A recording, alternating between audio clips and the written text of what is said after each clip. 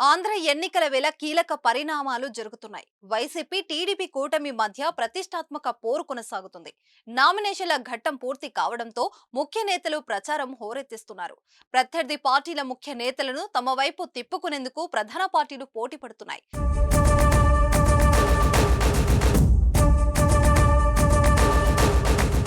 మూడు రాజధానులతో ఎన్నికలకు వెళ్తున్న వైసీపీకి షాక్ తగిలినట్లయింది. అమరావతి పరిధిలో ఎన్నికల రాజకీయం కొత్త టర్న్ తీసుకుంది. వైసీపీ ముఖ్య నేత పార్టీ పదవికి రాజీనామా చేశారు. మాజీ మంత్రి డొక్క మాణిక్య వరప్రసాద్ గుంటూరు జిల్లా పార్టీ అధ్యక్షుడిగా కొనసాగుతున్నారు. ఆయన పార్టీకి రాజీనామా చేస్తూ లేఖ విడుదల చేశారు. డొక్క కాంగ్రెస్ నుండి 2 సార్లు తాడికొండ ఎమ్మెల్యేగాను, మంత్రిగాను వ్యవహరించారు. ఆ తర్వాత టీడీపీ నుంచి పత్తిపాడు అసెంబ్లీ నుంచి పోటీ చేసి ఓడిపోయారు.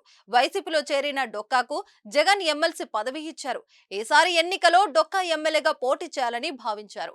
తాడికొండ లేదా పత్తిపాడు నుంచి సీటు ఇస్తారని ఆశించారు. కానీ ఆయనకు సీటు దక్కలేదు. జగన్ బస్సు యాత్ర సభలో పాల్గొన్న మాణిక్య వరప్రసాద్ పార్టీ తరపున ప్రచారంలో మాత్రం దూరంగానే ఉంటున్నారు. కొంతకాలంగా పార్టీ తనతో వ్యవహరిస్తున్న తీరుపైన ఆయన అసంతృప్తితో ఉన్నారు. ఎమ్మెల్సీగా మరో విడత అవకాశం ఇస్తారని భావించినా దక్కలేదు. దీంతో ప్రస్తుతం ఎన్నికలు జరుగుతున్న కీలక సమయంలో మాణిక్య వరప్రసాద్ పార్టీ నుంచి తప్పుకుంటూ నిర్ణయం తీసుకున్నారు. ఇప్పుడు ఆయన రాజకీయంగా ఎలాంటి అడుగులు వేస్తారనేది ఇప్పుడు జిల్లా రాజకీయాల్లో హాట్ టాపిక్ అయింది.